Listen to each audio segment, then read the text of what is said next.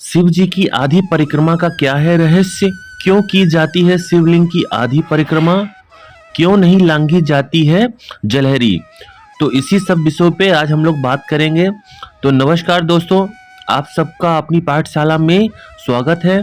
तो सबसे पहले अगर हम लोग बात करें, हमारे हिंदू धर्म में और हमारे शास्त्रों में ऐसा वर्णन है कि परिक्रमा करने से हमारे कई जन्मों के पाप कट जाते हैं और भगवान की दया दृष्टि भक्त गणों पे बनी रहती है। हमारे शास्त्रों में ऐसा वर्णन है कि यानी कानी च पापानि ज्ञाता ज्ञात कृतानि च तानि सर्वाणि नाशयन्ति प्रदक्षिणे पदे पदे। अर्थात परिक्रमा के एक एक पग चलने से ज्ञात अज्ञात कई पापों का नाश होता है। साथ ही आप सबको यह ज्ञात है कि सभी देवी देवताओं की पूरी परिक्रमा की जाती है, लेकिन शिवलिंग की परिक्रमा आधी की जाती है। तो आइए जानते हैं कि ऐसा क्यों है। हमारे शास्त्रों में शिव जी की परिक्रमा आधी परिक्रमा को शास्त्र सम्मत माना गया है। इसे चंद्राकार परिक्रमा कहा गया है। परिक्रमा के दौरान जलहरी को नहीं लांघना चाहिए क्योंकि इसके धार्मिक एवं वैज्ञानिक दोनों वजह हैं। सबसे पहले अगर हम लोग शिव पुराण समेत कई शास्त्रों में शिवलिंग की आधी परिक्रमा का वर्णन है। इसका धार्मिक मान्यता है कि शिवलिंग में शिव और शक्ति दोनों ही ऊर्जा सम्मिलित ऊर्जा का प्रतीक है। शिवलिंग में सदैव जल चढ़ाने का प्रावधान है। शिवलिंग से नीचे बहने वाले जल को पवित्र जल माना गया है।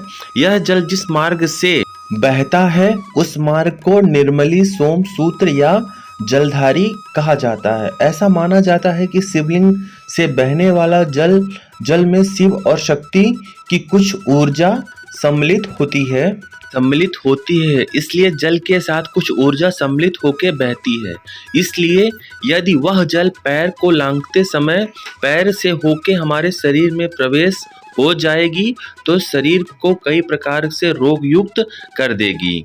यही कारण है कि जलहरी को नहीं लांघते। वहीं अगर हम लोग वैज्ञानिक कारण की बात करें तो शिवलिंग ऊर्जा का स्रोत का भंडार होता है और उसके आसपास रेडियो एक्टिव तरंगों के अंश पाए जाते हैं।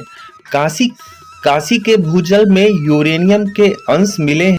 यदि हम भारत के रेडियो एक्टिव मैप देखें तो हमें पता लगेगा कि शिवलिंग के आसपास रेडिएशन पाया जाता है। और यदि आपने गौर किया हो तो शिवलिंग के आकार और एटॉमिक रिएक्टर के आकार में काफी समानताएं पाई जाती हैं। ऐसे में जलधारी के जल को लागने से व्यक्ति के शरीर में काफी नुकसान हो सकता है। इसीलिए जलधारी को लांघना पूर्णतः वर्जित है। इसीलिए शिवलिंग की आधी परिक्रमा या चंद्रधारी परिक्रमा करनी चाहिए। और साथ ही शिवलिंग की परिक्रमा सदैव बाईं ओर से शुरू करके जलधारी से वापस लौट के दाईं ओर करना चाहिए। आशा करता हूँ कि दी गई जानकारी आपको पसंद आई होगी। और यदि आप भी महादेव के भक्त हैं तो इस चैनल को जरूर सब्सक्राइब करिएगा। धन्यवाद। हर हर महादेव।